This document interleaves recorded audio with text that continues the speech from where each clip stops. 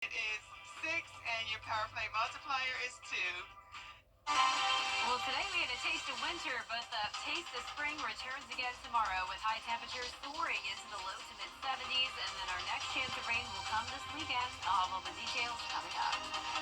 Right now on News Channel 6 at 11, how a local city council is working to support police officers in Georgia. We'll have those details straight ahead.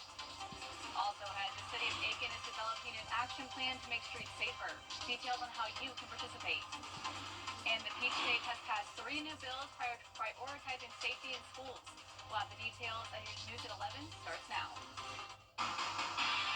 Live from Television Park, this is WJBF News Channel 6 at 11.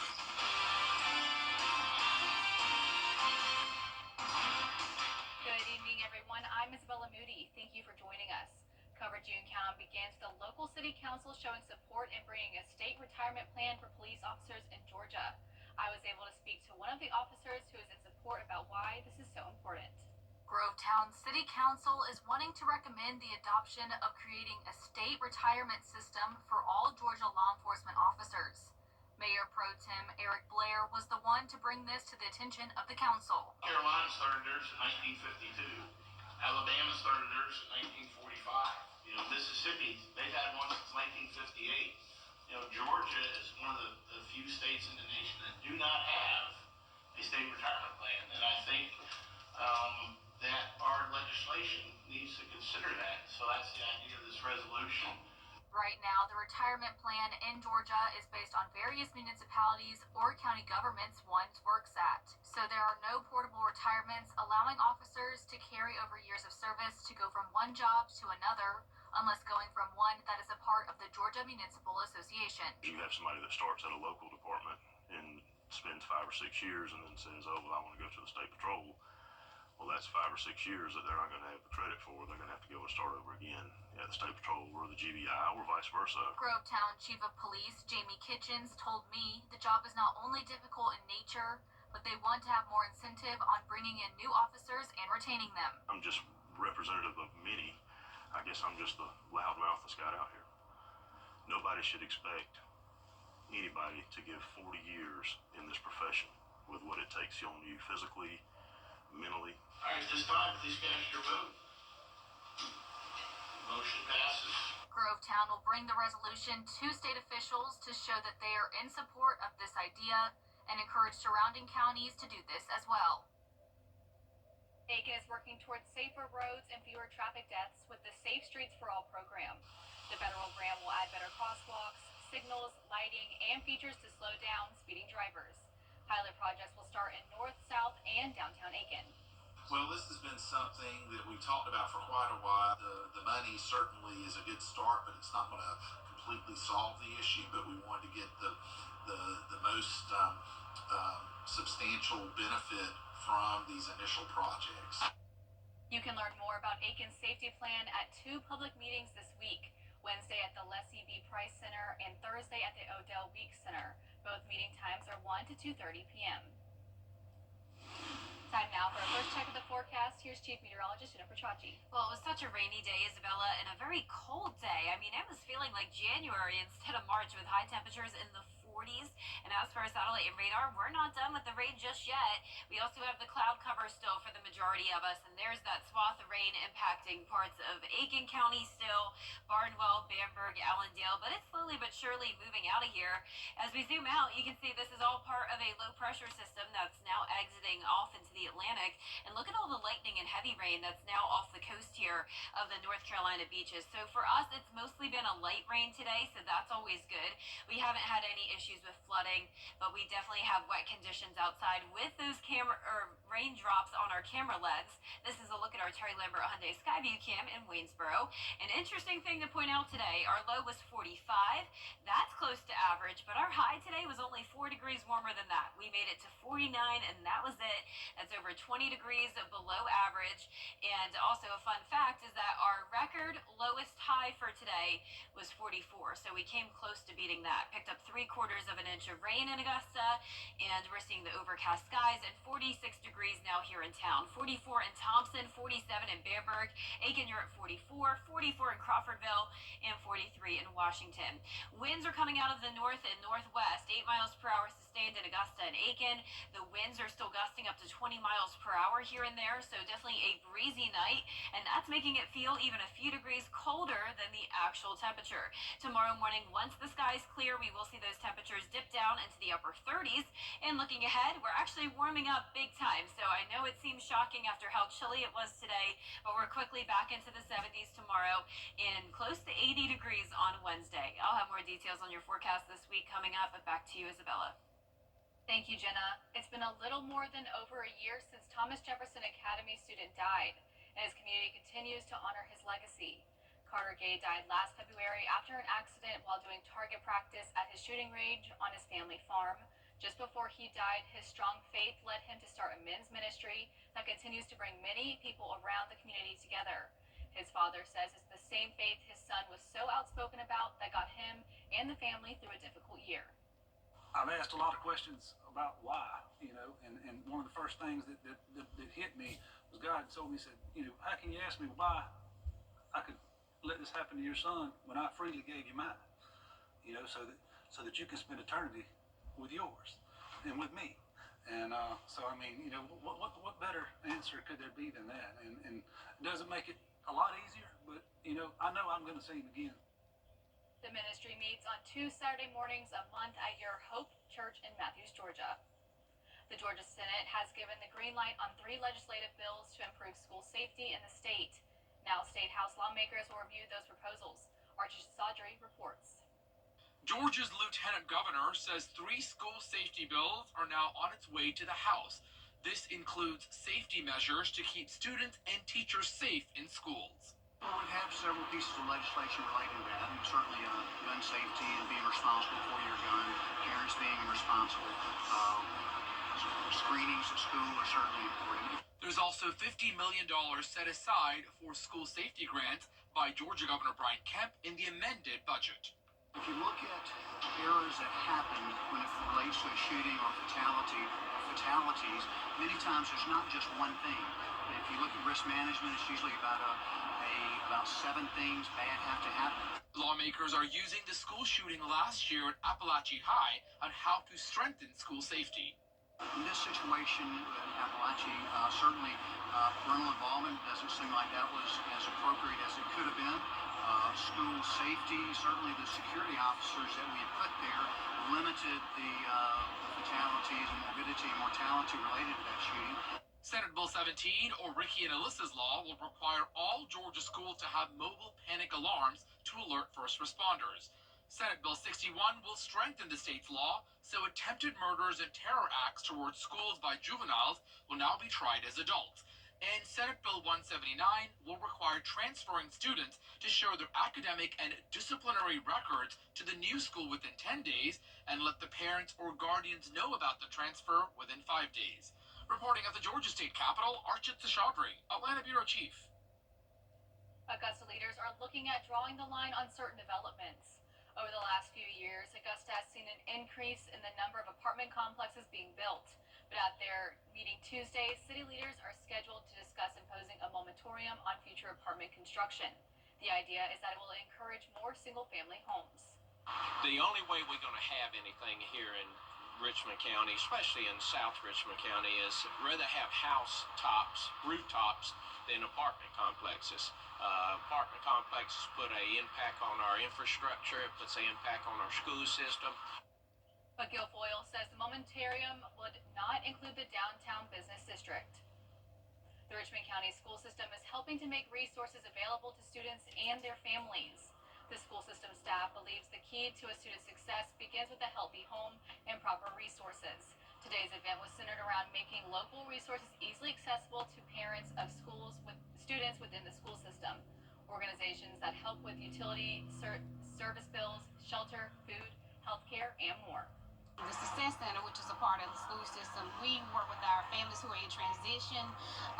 Some people may say they're homeless, but they're in transition, or just families who found themselves in need of food, clothing, school supplies, personal hygiene, or just someone to help them with their rent, utilities. And then sometimes people just need some place to stay. So we have partnered with a lot of these community partners in here. More resource opportunities will be held later this week. For more on that, visit WJBF.com. Coming up, learning more about artificial intelligence, how an expert says AI can improve your daily life after the forecast. And the sunshine may improve your week tomorrow. It's going to be beautiful over the next couple of days with the warmer weather, but then rain will return this weekend. I'll have your full by 4-6 forecast coming up. Let's face it, news is complicated. That's why WJBF.com makes it easy. Get clear, accurate stories that don't waste your time. Plus, get the latest video in one click with WJBF Plus. Get it all at WJBF.com. Learn to prepare an amazing meal with Botan. Get the latest video in one click at WJBF.com. The Live 5-6 Skyview Network, sponsored by Terry Lambert Hyundai.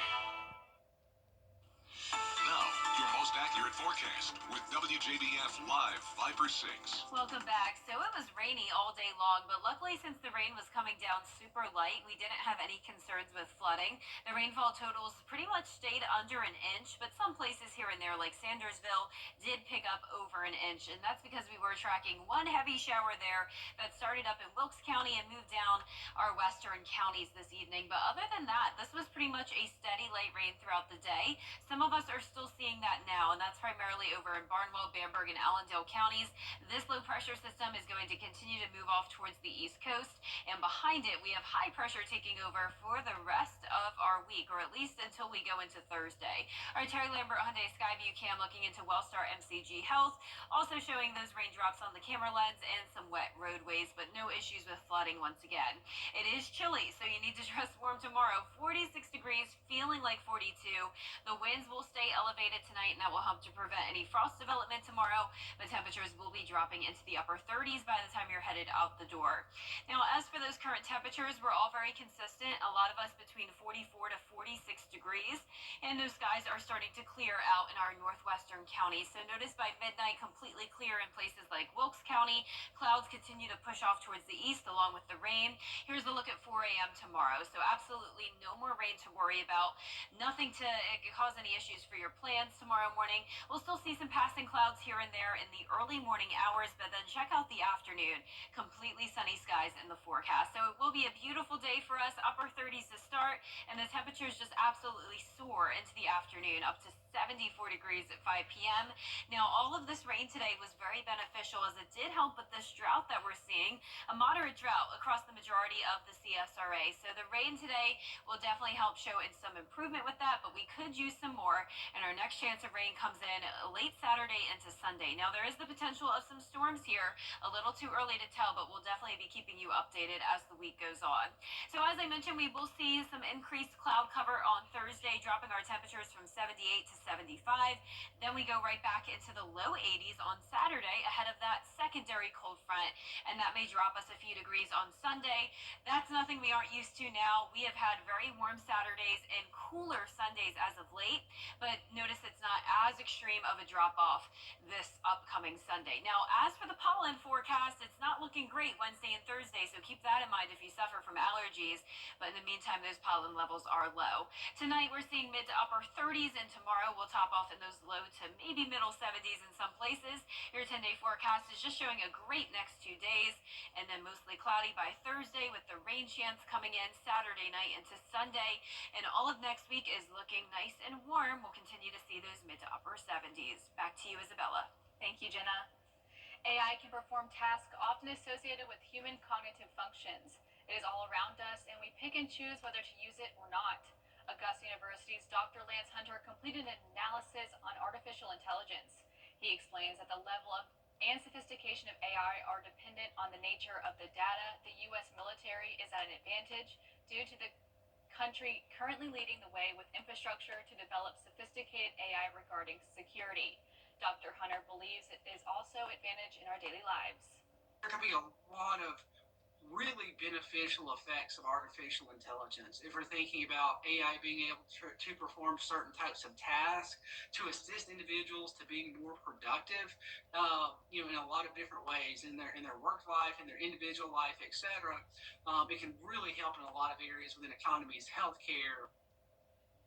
Although Dr. Hunter says AI is helpful, he believes we should still be aware of what impact it has on our jobs.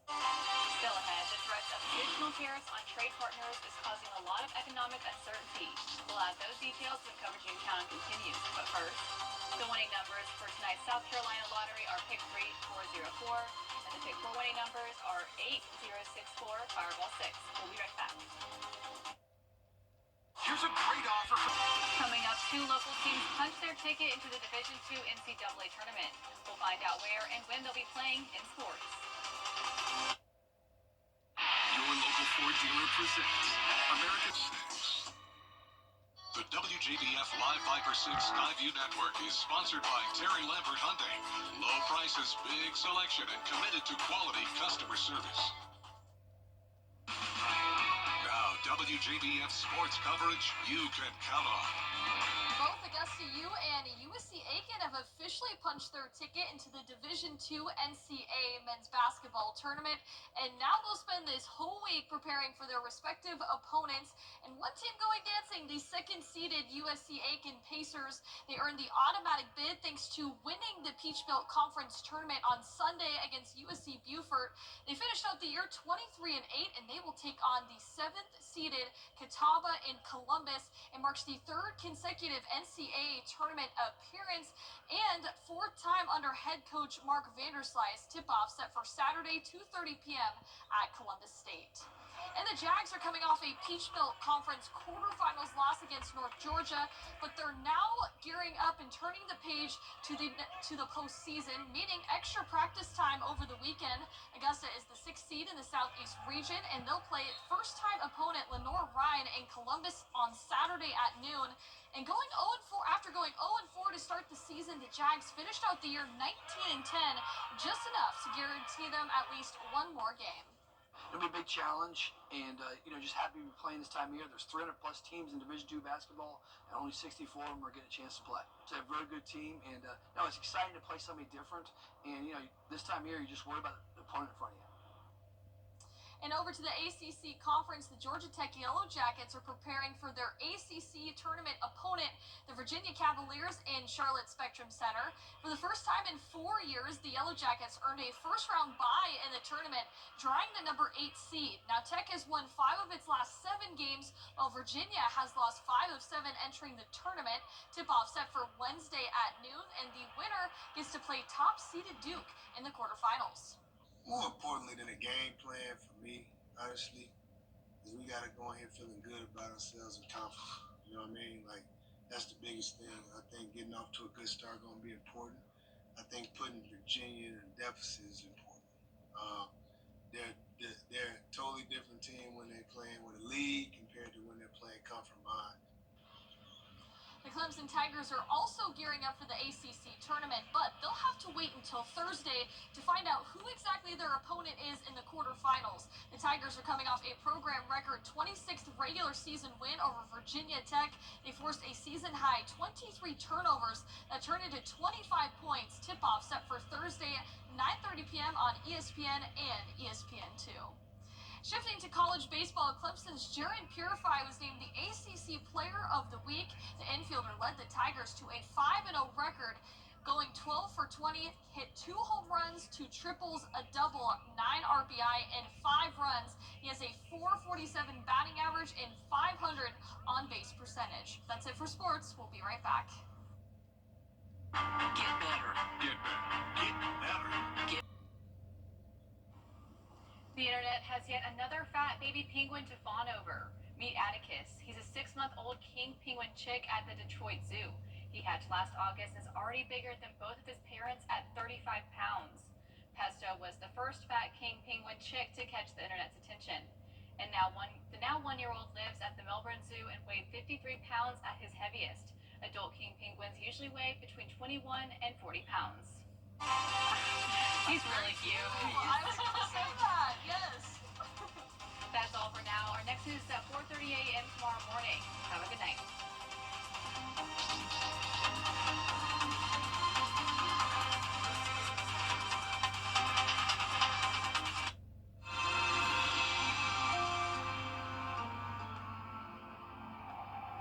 Where's the best place to buy kids'